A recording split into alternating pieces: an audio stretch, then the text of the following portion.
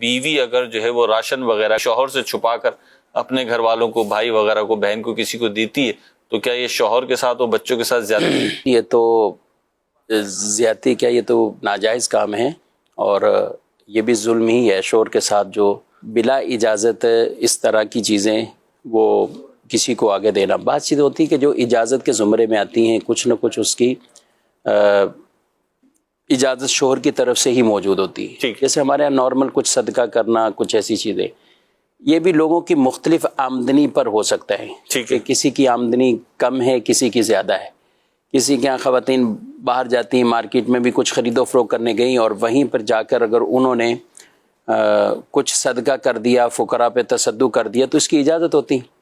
لیکن ہر ایک کو ایسا نہیں ہے کہ ان کو اس طرح کی اجازت ہو۔ تو جتنی لمٹ ہے، جتنی پرمیشن ہے وہ تو کر سکتی۔ ٹھیک ہے، گھروں میں اس طرح نارمل ہوتا نہیں ہے یہ کہ سامان اٹھا کر کہیں دینا۔ جیسے کئی مہمان جاتے ہیں تو اپنے گھر میں کوئی چیز ہوتی ہے تو وہ لے کے چلے جاتے ہیں، کچھ کھانے پینے کی چیز بھی لے کے جاتے ہیں،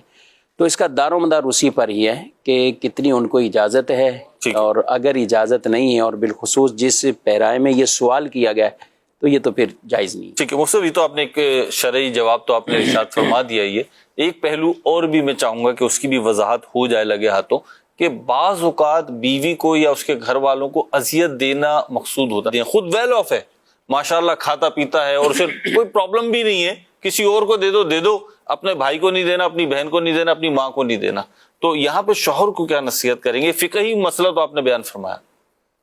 یہ کہ جو فقہی مسئلہ ہم نے بیان کیا نا، وہ اس تناظر میں بیان کیا ہے کہ اگر شوہر کا مال ہے اس کو چھپا کر کہیں دینا ہے، ٹھیک ہے، تو وہ تو جب تک اجازت نہیں ہے تو اس کو نہیں دیا جا سکتا۔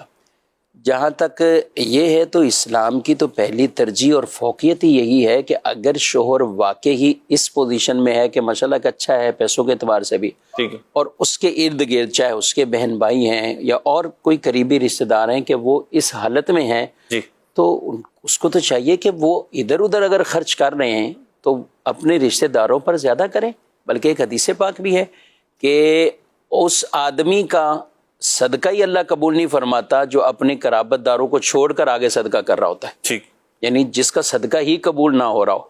اس وجہ سے کہ وہ اپنے قرابت دار کو چھوڑ دیتا ہے۔ کہ بعض اوقات اتنے ہیں قرابت دار کہ وہ محتاج ہیں،